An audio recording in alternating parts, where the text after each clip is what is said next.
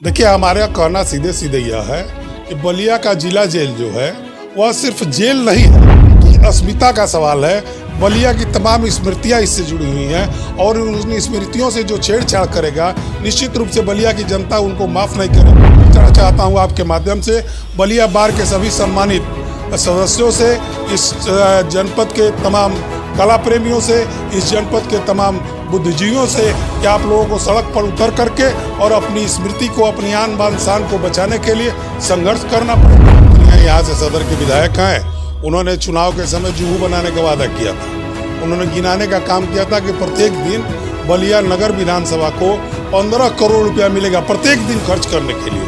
हमको तो नहीं लग रहा है कहीं विकास दिख रहा हो। आपको कहीं दिख रहा हो तो हमको ही बताने का काम।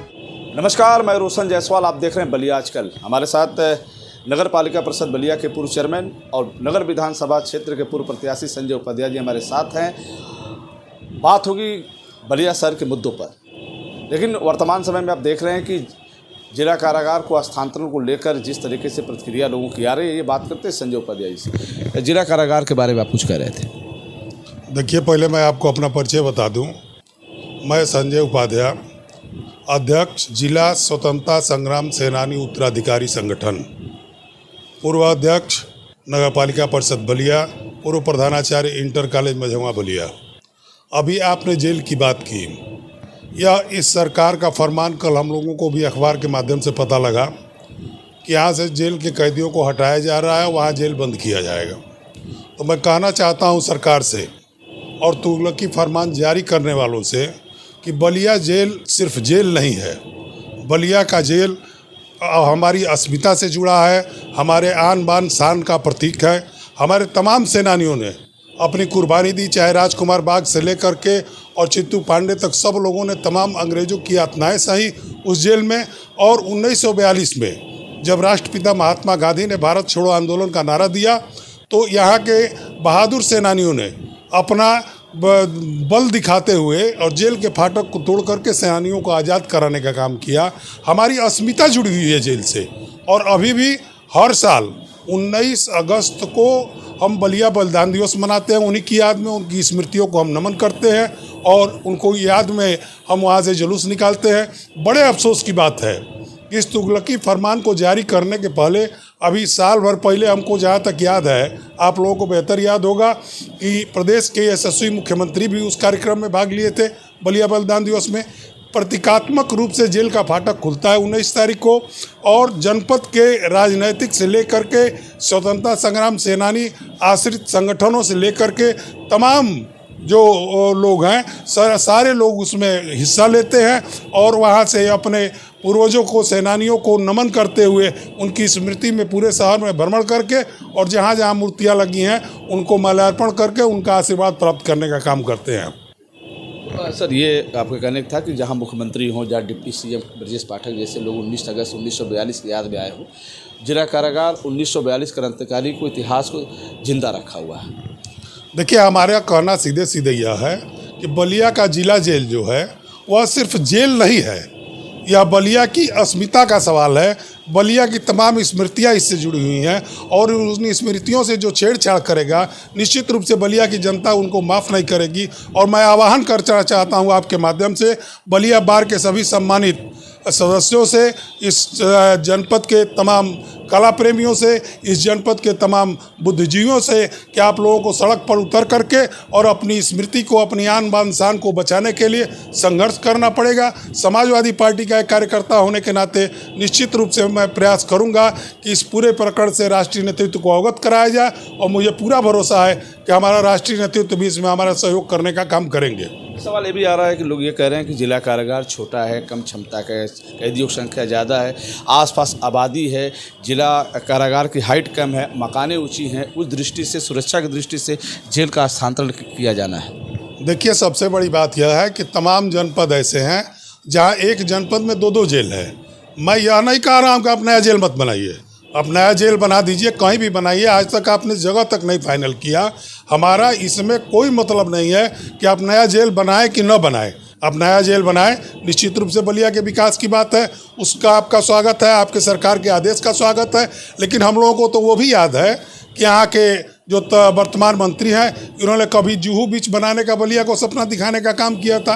तो भारतीय जनता पार्टी के लोगों को उटपटांग बोलने की और उटपटांग आदेश करने की आदत पड़ती जा रही है, आदत हो गई है। अभी एक नेता ने कहा कुछ दिन पहले, हमारे भी संज्ञान में आया, हम लोगों ने भी देखा और सुना कि बलिया पाकिस्तान से भी बदतर है।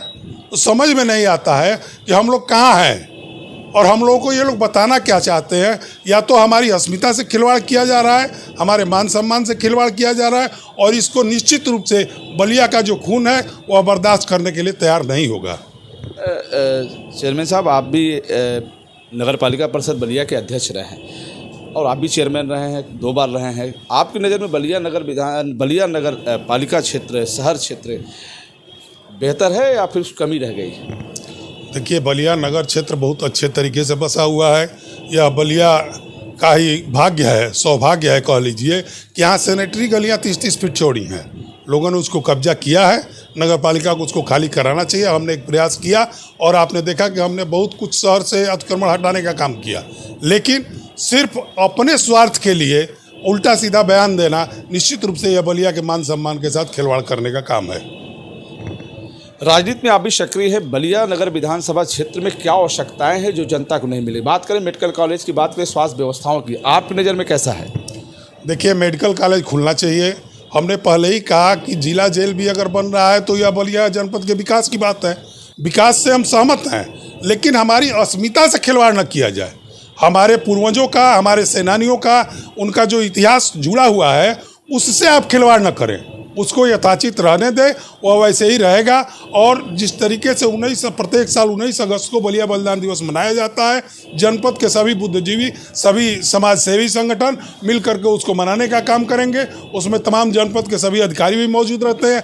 आप भी जानते हैं खूब ठीक से कि कितने धूमधाम से बलिया बलिदान दिवस मनाया जाता है, और उसको नष्ट करने का प्रयास इस सरकार के द्वारा किया जा रहा है। यह कहीं से स्वीकार्य नहीं है। सुझाव के रूप में क्या देना चाहते हैं? देखिए, जिला जेल बने। बहुत जनपद ऐसे हैं जहाँ 2-2 जेल है।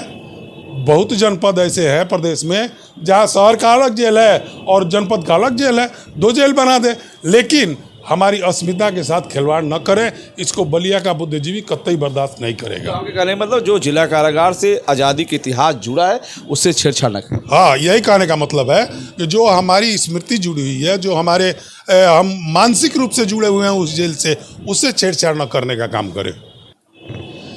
तो बात हो रही सर, एक सवाल और है कि आपने देखा होगा अखबारों में, सुना भी होगा भीरगू कॉरिडोर के बारे में। तो भीरगू कॉरिडोर के बारे में क्या चर्चा? देखिए, जब तक काम न लग जाए भृगु कॉरिडोर, मैं कहा तो आपसे कि अभी वर्तमान मंत्री हैं, यहाँ से सदर के विधायक हैं, उन्होंने चुनाव के समय जुहू बनाने का वादा किया था। उन्होंने गिनाने का काम किया था कि प्रत्येक दिन बलिया नगर विधानसभा को 15 करोड़ रुपया मिलेगा प्रत्येक दिन खर्च करने के लिए। और हमको तो नहीं लग रहा है कहीं विकास दिख रहा हो। आपको कहीं दिख रहा हो तो हमको ही बताने का काम करें। तो यानी कि मंत्री जी के 2 साल पूरे हुए हैं, उसमें आपको विकास नहीं दिख रहा है? हमको आप उनका एक भी काम बता दीजिए। ये लोग सिर्फ उल्टी सीधी बात करने के, वादा करने के और तुगलकी फरमान जारी करने के अलावा इन लोगों के द्वारा कुछ नहीं किया जा रहा है। ये सीधे सीधे सरकार फेल है और यहाँ के विधायक और मंत्री तो 100% फेल है। चलिए, एक सवाल जनता की तरफ से आता है कि बलिया नगर विधानसभा की राजनीति में आप सक्रिय हैं। बलिया नगर विधानसभा क्षेत्र में आवश्यकताएं क्या हैं जो पूरा नहीं हो पा रहा है? देखिए, बलिया जनपद का बहुत ही गौरवशाली इतिहास रहा है। जब महात्मा गांधी ने नारा दिया इस देश को, अंग्रेजों भारत छोड़ो, उस समय बलिया के हमारे सेनानियों ने, हमारे पूर्वजों ने तमाम यातनाएं और संघर्षों के बाद बलिया को आज़ाद कराने का काम किया 1942 में, और बलिया आज़ाद हुआ। पूरे भारत में सिर्फ 3 ही ज़िले आज़ाद हुए, जिसमें सतारा, बलिया और मेदिनीपुर था। तो निश्चित रूप से हमारा एक गौरवशाली इतिहास रहा है और हमको उस इतिहास पर गर्व है।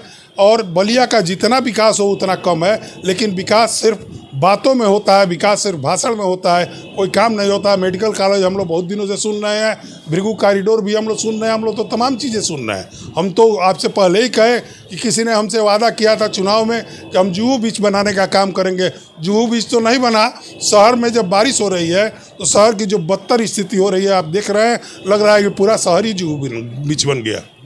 तो इस पर अगर जनप्रतिनिधि ध्यान नहीं दे तो सरकार को क्या करना चाहिए, क्या एक्शन होना चाहिए? देखिए, सरकार को इसके प्रति जागरूक होना पड़ेगा। सरकार को ईमानदारी से बलिया के विकास के बारे में सोचना चाहिए और हमको तो यह लग रहा है कि जब से लोकसभा में इनकी हार हुई है तब से ये और बौखलाए हुए हैं और उल्टी सीधी बातें कर रहे हैं। बात हो रही थी संजय उपाध्याय जी से। उन्होंने कहा कि नगर विधानसभा क्षेत्र में बात करें, जो जनपद का इतिहास है, जो बलिया नगर विधानसभा के विकास है और जो जिला कारागार को हस्तांतरण करने की बात हो रही है, इन पर सरकार को और जनप्रतिनिधियों को गंभीर होना पड़ेगा, क्योंकि जिला कारागार का आज़ादी से जुड़ा एक इतिहास है जो आज भी जिंदा है। उसको ख़त्म किया जाएगा तो बर्दाश्त नहीं करेंगे। फिर हम आपसे जुड़ेंगे, तब तक इतना ही। जुड़े रहें हमसे बलिया आजकल से। मैं रोशन जायसवाल, नमस्कार। ठीक।